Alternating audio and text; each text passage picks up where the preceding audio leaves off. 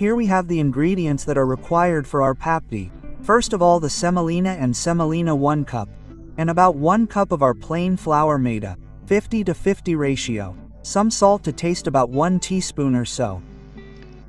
In a bowl we are going to add all the 3 ingredients and knead into a semi-stiff dough like our momos and our puri dough. So I am going to add all the 3 ingredients. No need to add some oil or any other thickening to it. It is perfect like this only. So we are going to mix all the ingredients and then add water gradually and prepare a semi-stiff dough. Don't add too much water at a time, that makes your dough soft. And if you make your dough too soft, it will be a hard time rolling the dough and preparing the papdis. So we need a semi-stiff dough like our puri dough and like our samosa dough. I am going to knead this for about a minute, so that it gets smooth and nice. So our dough is ready. It looks perfect to me.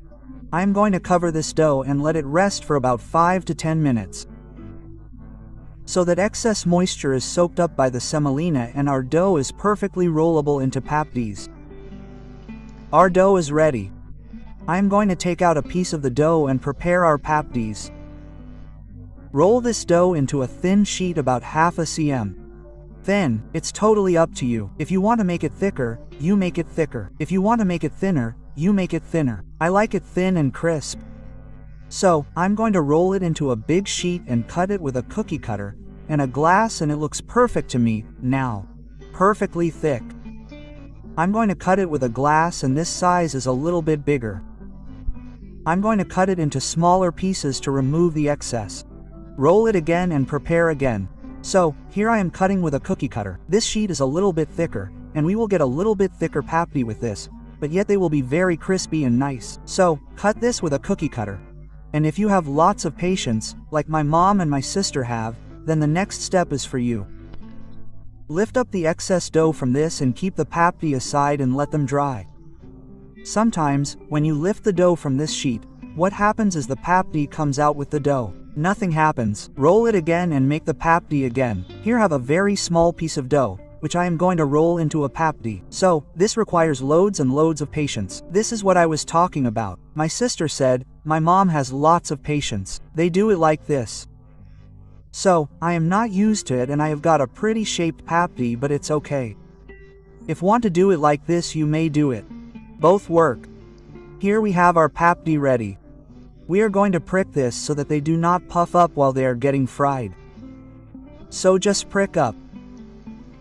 So, now you can see, they are looking very soft right now, also, but we are going to wait until they are dry, and then we are going to fry this. If you fry this now, they are going to puff up like pani puris. Here I have some oil heating up in medium flame. I am going to add the papdis to it, and then we are going to fry until they are golden brown. Preparing papdi is pretty easy if you roll it into a big sheet, and then cut it with the cookie cutter. But my mom does not like that, and most of the papdis she has rolled with her hands.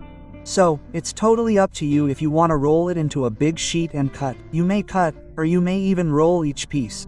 So I am going to transfer them into a tissue paper.